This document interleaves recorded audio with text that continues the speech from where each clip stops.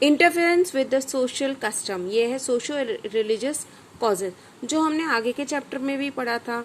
कुछ ऐसे जो हमारी रूढ़िवादी जो समाज के जो मान्यता है उनको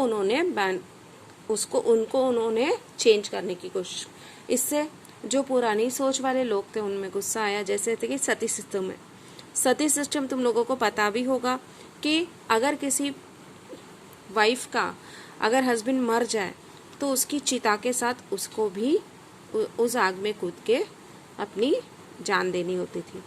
तो ये जो कस्टम था ये ब्रिटिशर्स ने बैन कर दिया। उसके अलावा चाइल्ड मैरिज, ये एक्ट भी उन्होंने बैन कर दिया, यानी किसी भी बच्चे की शादी बच्चे की नहीं होगी। फिर आया window remarriage. Okay, window remarriage को उन्होंने अलाउड दे दिया। पहले के ज़माने में कैसे, अगर कोई लेडी विधवा हो जाए, चलो वो सती नहीं होती, विधवा हो जाए तो उसे दूसरी शादी करना अलाउड नहीं था, उसे बहुत सारे ऐसे इसके साथ रहना पड़ता था। तो विडो रीमैरिज को उन्होंने अलाउड, वो एक्ट पास कर दिया कि विडो अब अगर चाहे, ऐसा है कुछ नहीं, अगर चाहे तो वो दूसरी शादी कर सकती है। ओके, तो ये जो लाया, ओके, ये जो सिस्टम में लाया, इससे कुछ जो पुरानी मान्यता वाले लोग जो थे वो गुस्सा हो गए, क्योंकि उन्होंने उनकी इस पे चोट पहुंचाई थी, इसलिए उनको वो पसंद नहीं आया। ऐसा नहीं है कि ब्रिटिशर्स ने सब बुरे ही काम किए, नहीं, अच्छे काम भी किए हैं, लेकिन फिर भी। उसके बाद है operation of about the modern innovations. अब ब्रिटिशर्स ने बहुत सारे ऐसे इनोवेशंस किए, जैसे टेलीग्राम्स आए और ट्रेन जो चालू की। अभी ये ट्रेन और टेलीग्राम जो आए थे वो उन्होंने इंडियन की भलाई के लिए नहीं, या अपने भले के लिए ही लाए थे।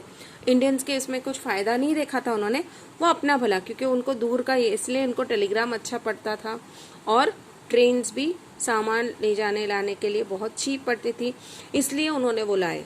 लेकिन वो भी अच्छा ही हुआ एक तरह से अपने, लेकिन क्या था, उसके लिए भी लोगों की ऐसी मान्यताएं थी कि अगर हम उनका कहा नहीं मानेंगे तो ब्रिटिशर्स, ये जो इसके पोल लगे हुए थे टेलीग्राम के, तो उसको टेलीग्राम के पोल्स में टंगाकर मार देंगे। फिर कैसा था, ट्रेन में भी जैसे हमारे पहले दलित हुआ करते थे, ओके, तो दलित और सब ऊंची caste, upper caste, lower caste ऐसे थे, तो एक साथ नहीं बैठते थे।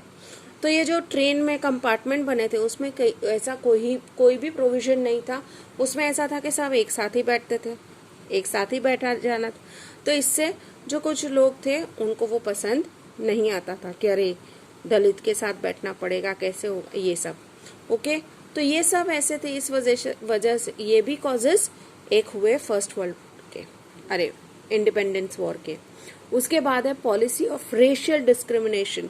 रेशियल डिस्क्रिमिनेशन मतलब काले गोरे का फर्क। ओके, ये जो ब्रिटिशर्स जो रहते थे हमेशा गोरे रहते थे, इसलिए वो अपने आप को हमेशा सुपीरियर मानते थे। ओके, सुपीरियर को यानी मानते थे इस वजह से कि और काले गोरे का फर्क होता था, हम बड़े हैं, यानी वो तो मैंने पहले भी बताया है, जैसे उनको जो ब्रिटिशर्स थे उनको अलग ये दिया जाता था, उनको अच्छे जॉब्स अफोर्ड किए जाते थे, उनको बड़ी पोस्ट उनको ही दी जाती थी, और इंडियंस को सब पोस्ट जॉब में कम पोस्ट वाले ही जॉब दिए जाते थे, अच्छे पोस्ट जो है वो ब्रिटिशर्स को दिए जाते थे। उसके बाद है करप्शन इन एडमिनिस्ट्रेशंस और operations of the poor. Operation यानी अमीर लोग जो होते थे वो गरीबों को दबाते थे, और उसमें गवर्नमेंट कुछ नहीं, यानी समझो कुछ हो गया कि वो रेंट नहीं भर पाए या टैक्स नहीं भर पाए या कुछ हो, तो वो उनको दबा देते थे और उनका फिर कुछ जमा कर ले। तो इस तरह का उनके साथ। अब एक्टिविटीज ऑफ मिशनरीज। अब 18th सेंचुरी के दौरान सब ब्रिटिशर्स इंडियंस के साथ बहुत अच्छे से पेश आते थे, हर तरह से, हर इससे बहुत अच्छे से ये होने लगे। लेकिन लेटर ऑन आगे जब ये हुआ तब उनके इसमें बिहेवियर में टोटल चेंज आ गया। और उन्होंने ये जो गरीब जो रहते थे इंडियंस, उनको लालच वालच देकर उनको क्रिश्चियन में कन्वर्ट करना स्टार्ट कर दिया। तो इस तरह से बाद में पहले जैसे रिलीजियस, इससे क्या हुआ कि कुछ लोगों की रिलीजियस इससे भी डूबे, रिलीजियस मैटर, रिलीजियसली भी सब लोग को हर्ट हुआ कि ये ऐसे। उसके बाद है fear regarding the western education.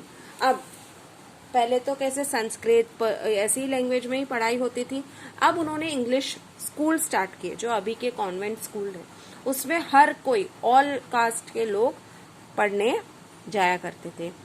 तो अब लोगों में ये डर फैल गया, fear regarding the western education. Okay, कि ये कैसी पढ़ाई, ये ऐसे पढ़ेंगे तो बच्चे क्या करेंगे, ऐसा सब सोच सोच के उनके इसमें डर बैठ गया। और प्लस ये भी तो डर था कि इसमें कई तरह के सब कास्ट के, यानी इसमें ऐसा नहीं था कि पहले के ज़माने में भी स्कूल में भी जो लो कास्ट के बच्चे थे उनको अलग बिठाया जाता था, हाई क्लास के बच्चों को अलग लेकिन वहाँ पे उस तरह का कोई भी डिस्क्रिमिनेशन नहीं था। तो वेस्टर्न एजुकेशन के लेके भी उनमें डर था। ये थे सोशियो रिलीजियस कॉजेस। अब है इकोनॉमिक कॉजेस। इकोनॉमिक कॉजेस में है एक्सप्लॉइटेशन ऑफ इकोनॉमिक रिसोर्सेस। अब क्या करते थे यानी ब्रिटिश लोग अपना उधर इंग्लैंड वगैरह में यहाँ से रॉ मटेरियल भेजते थे, कॉटन, सिल्क वगैरह, और वहाँ से कपड़े बनकर आते थे तो उन पे ड्यूटी कम रहती थी। तो क्या हुआ, इंडियन जो गुड्स था उसके कंपेयर में ब्रिटिश से जो आने वाला जो कपड़ा यानी कोई भी चीजें थी वो बेहतरीन लगती थी और चीप होती थी। इस वजह से क्या हुआ, इंडियन आर्टिसंस और उनके जो बनाए हुए चीजों की मांग कम हो गई, तो उनकी ऐसे ही लॉस होने लगा। ओके, फिर drain of wealth. Drain of wealth मतलब जब प्लासी का युद्ध हुआ उससे पहले कैसा था कि ब्रिटिशर्स यहाँ आते थे इंडिया में और यहाँ से कॉटन और सिल्क खरीदकर सोना यहाँ देते थे और वो कॉटन और सिल्क खरीदकर वहाँ लेकर जाते थे रॉ मटेरियल के तौर पे।